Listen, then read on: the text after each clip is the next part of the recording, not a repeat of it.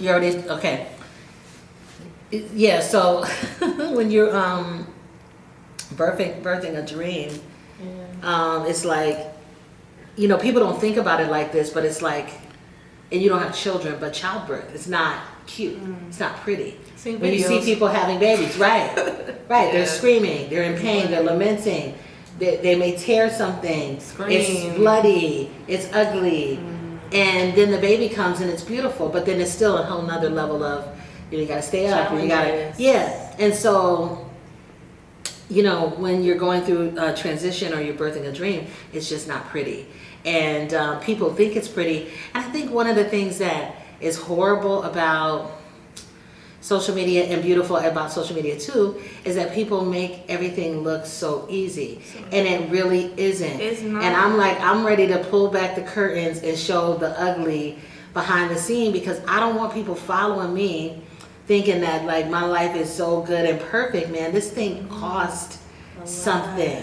Yeah, that's why I take breaks on social media, because everybody is going through something, but nobody wants to show the ugly on there, because I don't know why. Why is that though? I guess like nobody wants to be judged about their people want issues. I think we are allowed, social media allows you to have a fake life. It does. And you don't even have to be in reality. Like you could literally be in your mind like, I'm just killing it out here. And then you get off social media and go sleep in your car or go sleep under the bridge and no one would know. So I think it's like an alter life that you can, you know, look like I got it going on and not really have it going on. I'm not trying to be social media famous and in real life struggling, right? Yeah, I want to be, I want everything to match across the board. 100%. Like that's how my page looks. I feel like my page kind of looks like that a little bit, and I don't like that. So like in my stories, I try to be super honest. Like, oh y'all, I'm tired. I don't want to wake up today. Like something, because I don't want y'all to think like, oh Tasia, she's out here. No, I'm not. I'm still figuring it out. Still figuring it out, and I think you know, I think. Tasia, the sad part about it is we'll probably be figuring it out forever. And when we're not figuring it out, we'll be gone. And I fit, so like as a kid, like when you look at adults, I used to think that they had it figured out. Yeah, so I was like, oh, I can't wait till I grow up, because like this child life is too hard. Like I gotta wake up, go to school, do homework. Now that I'm an adult, I'm like, y'all just big kids figuring it out. I'm like, wow. And actually, going to school and doing your homework was easy. It was. I'm like, I would take that over trying to figure out how to pay my bills, schedule this, go there. It's people getting too sick. much. No. Okay, let's get started. Let's get the podcast started. We already did so much ahead of time. Okay, do the intro. Okay, yes. What's up, y'all? My name is Tasia Labree, and this is the Dreamers Survivors Guide podcast, and we are back with Miss Natarsha Garcia. Miss Natarsha Garcia is in the house. We're back. We were gone for 3 weeks. I was about to say, we were a little inconsistent, but life happens, you know? You just gotta give us some grace. We did 3 solid weeks. Yeah. We patted ourselves on the back. We said, man, we consistent. Yeah. And then week 4, week 5, week 6, we was missing in action. But we're back up. But we're back here, we're up and we're stuck. And today, I just want to talk about birthing a dream, birthing a vision, birthing something that's never been before. I think that, you know, as an entrepreneur and an influencer and a business owner, all the things, I think we do an injustice to people watching us, making things look super easy that are super difficult. And, you know, I don't want the next generation or those people that are assigned to me watching my life thinking that, man, I got it all figured out, because I really don't. So anyway, you know, I went to LA last week. I think it was last week. She was out. Yeah, I was gone. I don't know if you guys saw the pictures, but we went with After Hours and we went to meet Reid, and it was incredible. It was an amazing meeting. We came back hopeful, excited, you know, and we're still in process, but congratulations, by the way. Yeah, I don't even know if you said that. Like, I think people were just like, she doing it. Yeah. You know, and nobody said anything, but it was amazing. Yeah. But I come back, and then I'm starting to realize that, you know, I got all this stuff going on, that I have to handle, and having this big monumental moment only means that there's more pressure to actually finish that moment. But then there's other moments, you know, I have the group Siren, and I have clients that I manage, and then I run this business. My husband, of course, handles the day-to-day on the school side, but I handle the management side. And it was just so much stuff, and I was literally coming unglued, you know, this week. I was at the house, like on the couch. My couch is my place, man. When my husband knows when it's not good, I'll be on that couch, feet up, like, what? Yeah. I'm working from home. I'll text You know? like, you okay? I hope you're well. Like, I'm well, all right. I'm at the crib, right? So I called my friend over yesterday because I was having so many moments, and I just thank God for my husband because he's so amazing. He's an amazing partner.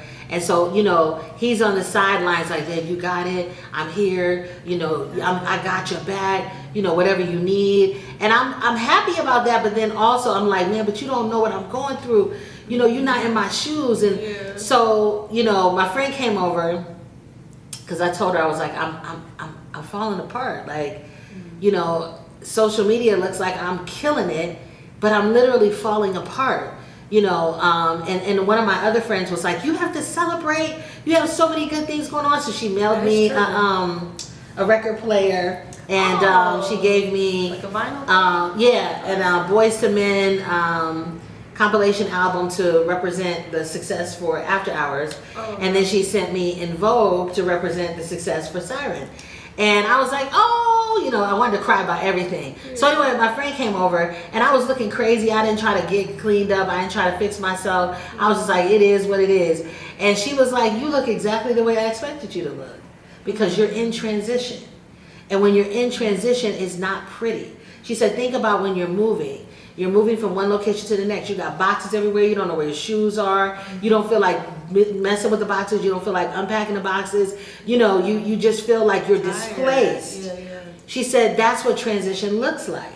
You know, or birthing a baby. You know, you're having a baby. You're in labor. You're in pain. You're ready to push. And your husband can't have the baby for you. You have to birth it. Wow, yeah. But all he can do is sit on the side and support me, rub my back, tell me to breathe, and you're like, get out of here! Get off me! Touch me! Because I want you to go through this, but they can't. Right. It's your battle. It's your thing. It's your dream. And you know, she said, you know, you're there. All you need to do now is assume the position. You know, step into it, get into the stance, assume the position, and wait for this thing to pass. You've done all the work. You know, give yourself a break. And so I said, you know, I'm just tired. I'm tired of one obstacle after another. I'm tired of, you know, I want my peace. I just want to be happy. You know, I don't want, you know, she said, oh, it sounds like you want to die. Right. Because the only place that people feel like that is in heaven. Right. When does it stop? I think that's like how we are. Like we be thinking like, okay, like if I get to this, like it's a finish line, but it's not really a finish line till you're dead. Till you're dead. Honestly. She said, you sound like you want to die. Wow. I said, no, I don't want to die. She said, the only place that people are happy, there ain't no sorrow, they smiling, everybody getting along, everybody like each other. It's heaven. It's heaven. It's heaven. Are you ready to go? Are you? I'm not yet. I was like, okay, I can deal with this. That makes sense though. I had to really put things in perspective that, because I kept saying like, why do I feel like I'm on an obstacle course and I wake up in the morning and I'm dodging bullets? Like, you know, just like constantly like, duck, head on swivel, like, no, too much, just too much. I'm like, what is this? And she said, you know, the Bible said, in this world, in this life, there'll be trouble always. There's going to be persecution. There's going to be trials and tribulations, but you can overcome it with God. You know, he already said it. The only place that they walking on the streets of gold and everybody happy is heaven. So stop complaining about exactly, you know, what you have to go through. I just saw, I think, I forgot who was, so I'm not gonna like misquote the wrong person, but he was giving an example of like the story in the Bible when Jesus parted the sea. Yes. He was like, he parted the sea and helped you get through, but he didn't get rid of the sea. Like the trouble is still there, but he helped you get through it. And I was like, oh wow, that's a nice way to look at that story. That's beautiful. So like that's life. Like he can help your path be a little more smoother. He can move some of the obstacles out the way, but he can't move all. He's not gonna move all of them. He's not. And that was another thing that she said. She was like, people out here talking about deliver me. He's like, no, I'm going to walk you through it. Yeah. Because what you need to learn going through it is going to help you for where you're going. So I did a post earlier today, but I really wanted to talk to the dreamers and talk to the entrepreneurs and talk to those people who are not 9-to-5ers that got themselves out there with their neck on the line and they're wondering like, why am I coming up against all these obstacles? What in the world is happening? And really, it really is you're birthing a vision. And as a pregnant woman, you know, sometimes at 7 months she feels like she's ready to go. Get this baby out of here, but it's 9 months. No, you're not ready. You think you're ready, you're getting close, you're starting to feel some of the birthing pains, but until it's time to push, you're not there yet. Yeah. And so I have had to, you know, understand that everyone's not going to understand the journey that I'm on. When you go to the next level, which I believe that I'm going to the next level, the air's a little thinner, your circle becomes smaller, you feel the loneliest because no one understands. So who are you talking to? You got to have your people around you that can lift you up, people that, you know, that get it. They can say, okay, no, I understand. Here's where you are. I'm looking on the outside. I'm on the outside looking in. Right now, you just need to focus. You need to focus. You need to eliminate distractions and go to the finish line. And then here's the thing. This is the big part. This is the big part right here. When you go to the next level, the ceiling that you were at now becomes the floor. You're in the floor. Wow. And you now are in that same proving yourself because you're in a new season and a new level where people don't know you because you're in a new pond. Yeah. So those people out there, you know, I'm not proving myself anymore. No, I already proved myself. I'm done, man. If they don't understand me, then you're going to stay in the pond that you're in. Wow. Because the new pond, when I met L.A. Reid and I shook his hand, he don't know me. Nice to meet you. He don't know me. So guess what? I now have the opportunity and the time to show and prove who I am, where I'm from, what I can do, and what I bring to the table. I can't say, oh, go over to the other pond and check. I've been doing this 23 years. As far as he's concerned, ma'am, I don't know you. Right. Wow. And I got to prove myself all over again in the next pond. That ceiling that I've been complaining about, man, I feel like I hit a ceiling. I'm tired of this ceiling. I'm ready to go to the next level. Oh, okay. So then you'll be on the floor. Do you ever get tired of proving yourself though? Like, do you feel like you have to do that constantly, or I don't know? What my thing is, I do, but now I understand that it doesn't stop. Got it. But it's not as hard because you got the data, you got the receipts. In the beginning, you don't have the receipts. And here's another thing. These are to all my people that are creatives, and they're like, man, nobody's want to give me the credit. I did all this work and ain't nobody calling my name. Let me tell you something. When I went to LA, I went with someone else. And I understood that this was not my party. This was their party. And ain't nobody gonna be calling my name because this ain't my thing. But you have to be able to follow before you can lead. You have to understand that, you know what? Sometimes it's really not about me. Let me just get over there. Let me get to the other side. Eventually, when God's ready for them to know my name, they'll know my name. Right. But I don't have to come in with the t-shirt on screaming who I am. Right. I got to be confident in who I am. And a lot of times when you work with these big people, you know, the Jay-Z's and the Diddy's and the people of the world, the big folks, and you get on a song with them, your name may not be on the song. You may have produced the record, and guess who said it produced it? Diddy. Yeah. Wow. Yeah. That's true. I have a friend who's in the, I think she's in the, is she in the makeup business? I think it's either makeup business or hair business. Mm-hmm. And she got an opportunity to work on a team that was doing hair or makeup for Nicki Minaj. And it was a team of like 10 people. The person on the credit for the makeup or hair, whatever it was the main person she hired. So your name is not there. No. But if you're only doing it for recognition, you might as well hang it up. Yeah. Because it's something called paying your dues. Right. And in paying your dues, your name is not called. So with 23 years of experience, I'm the star maker. People know me in Atlanta. You know, like, yeah, this is what I do. Right, you've been here. Been doing this. In LA, I was like, yes, hello, hi, how are you? So nice to be here. Yeah. Mm-hmm. Totally. Yeah. Someone came over and said, hey, mama. I'm like, I'm not a mama. But right, okay. Hello. Hi. You know, I'm not going to be like, excuse me, my name is Natarsha Garcia. I own AGI Entertainment. I've been doing this 23 years. Don't nobody care. And you look insecure. Okay. So you just got to sit in the room and be in the room. That's so key. How I listened to a interview about like her name's Tamar Davis, and she used to work with Prince. And like people that used to come into like his sessions and stuff, they were like, look, I just went there and I just sat there and I was quiet. If you were quiet and you just chilled, he didn't say nothing. But if you try to like in somebody else's conversation or like butt in, he'll be like, they gotta go. You gotta get out. And then like one of them, he was chill, and then he ended up being his like bass player or something later on down the line. So it's like just learning. Just be in the room. It's kind of like I think in Hamilton it says, I want to be in the room where it happens. Right. I don't have to be a part of the happening. I just want to be in the room where it happens, because there's things to learn in the room. Absolutely. You know, being a fly on the wall in the room. I don't have to talk. I don't have to speak. And usually the Bible talks about the quietest in the room usually has the most wisdom.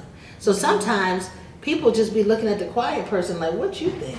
Yeah, exactly. Because you ain't saying nothing. Yeah. And then, you know, they ask you and then you're like, well, you know, actually. Yeah. Like, whoa. Like, oh, okay. But you're not running your mouth. So it looks like, I want to know what you think. Yeah. You know? And my experience with Reid, he was very kind. And, you know, at the end of the meeting, he looked at me and he said, hi, Tasha, it's nice to meet you. He remembered my name. Oh, wow. And that made me, and I said, you better know my name. Right, thank you. Yes. And I said it real, you better know my name. And he started laughing because I was like, you don't have to know my name. You don't have to. I like people like that are like, you know, they actually care about and said my name. And that was like goals to me. I was like, okay. That's so I came, I conquered, we saw, and we left. Yeah. So here's the moral of the story for my dreamers. Understand that as you're walking through this journey of living your dream, there's going to be times that it's going to feel impossible. It's going to feel overwhelming. You're going to feel like quitting. Quitting is going to be more attractive than staying, than finishing. But understand that if it wasn't for you to do, then God wouldn't have brought you to it. You have all the tools and equipment that you need to keep going. And again, this life is going to come with challenges. It's going to have obstacles, all kinds of things happening. But I just say, get your people. Find your people. Find the people that are up, that are higher than you, that can lift you up. Find the people that may be lower than you, that you can pour into. But understanding where you are in the season, the worst thing to do is quit or to say, I can't handle this. So my thing that I told my friend today, because I was really feeling like, woe is me. Oh, I can't believe. Oh, God. Take this cup from me, Jesus. Like, help not my will, but your will. You know?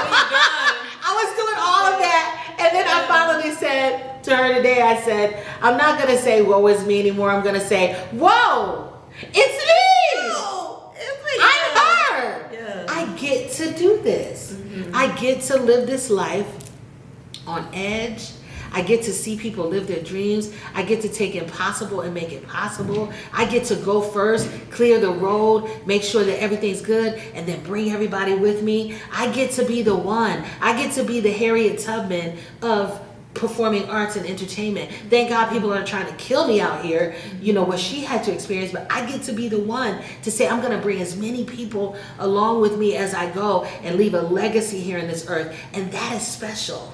Yes, and I watch you work with these artists and stuff, and I watch how you have so much care for them. Like, you protect them. Like, you're like a protector. Like, it's like she's like the mother of these artists, and I love it. It's just like some type of energy she has. Like, it's like her gift of like helping other artists get to wherever they're trying to go in life. And I just admire that, because some people can be so like shady and like nice nasty. She's not nice nasty at all. The niceness you see here is like who she is, okay? If she has something to say, she's gonna say it to you, okay? It's not like, because I've experienced a lot of different type of people, and you're just not that. I'm genuinely, Tasia, and I have the same love for you. I genuinely want to see the people that God brings into my life. I feel like it's an honor. That God trusts me with your dream, trust me with your gift, trust me with your aura, trust me with you being beside me. It's like, what do I need to do, or how can I help her? And one of those ways is having you do this with me. Like, I know that sitting here talking with you and you being able to experience and see the ebbs and flows, you get to see when I'm good. You get to see when I'm like, doors are closed and I'm looking crazy. You get to see when I'm like, I'm on the couch, okay? Yeah, sure. But then you get to see the other side of like, wow, look at how this thing is moving. Yeah. And that is going to live with you way beyond our time together. Mm-hmm. And that is one of the ways that I believe that God is allowing me to pour into you. But I take this thing really seriously. And I think that, okay, here's the example that I gave my friend, and then we'll leave with this. I said, this is how I feel on my rough days. I feel like, okay, there's mustard seed faith, and mustard seed faith is like the mustard seed is really small. Yeah. So take the mustard seed, put it in your hand, and then I'm holding it so hard that my fingers are bleeding. Wow. Okay? But while my fingers are bleeding, there's a tornado outside of me, and the tornado's so big that it's moving me, and I'm flying around on the tornado, but in my hand, I won't let the mustard seed go. Right. I am like, think the tornado took me from the East Coast to California, and when I got there, the only thing I had on me, maybe even half of my clothes are off, it's bloody hands with the mustard seed, because I will not drop the mustard seed. That's beautiful. That's where I live. Yeah. And although it sounds beautiful, it's painful, because sometimes I'm the only one holding the mustard seed. Everyone else has said, man, I'm out of here. I'm done. I'm tired. I'm not doing this anymore. I'm going back home. I'm going back here. I'm going to get a job. I'm done. You crazy. I feel like Noah. Like Noah's out there like, I'm telling y'all it's going to rain. I'm telling y'all get in this boat. I'm trying to protect y'all. They're like, man, forget it, man. Forget you. That's how I feel. Yeah. And then when the blessing comes, here's Noah. Here's the boat. The rain comes. Everybody's running to the boat. That's how I feel. Man, I'm tired, man, whatever. And then here I meet with L.A. Reid, and everybody peeking, everybody on the internet like this. They're like, I know who that is. Can you schedule me an appointment with How you do that? And I'm like, that's how I feel. I can understand. And so that's the burden that I believe that God has allowed me to carry. He said, there'll be a thorn in your flesh. We all have it, that buffets us, that keeps us in order. That's my weight journey. My weight loss journey is the thorn in my flesh. I could go get weight loss surgery probably, and who knows what would happen, but I feel like this is something that I'm walking through. Like, God's like, this is your journey. This is the thing that you're walking through. Everybody has something that they're walking through, and yours just happens to be visible, where people can see it, and it's a journey. And then your burden is the heart that you have for people and their dreams. And it ain't going nowhere, because I put it there before you were born. And we're going to see this thing through. And you're going to leave a legacy in this earth that's going to be bigger than you've ever imagined. And I may see that on heaven's side, when I'm done, where it's like thousands upon thousands of people that God will allow me to see. These are the people you affected. you know, and that's what my life consists of. That's so amazing. She's so dope.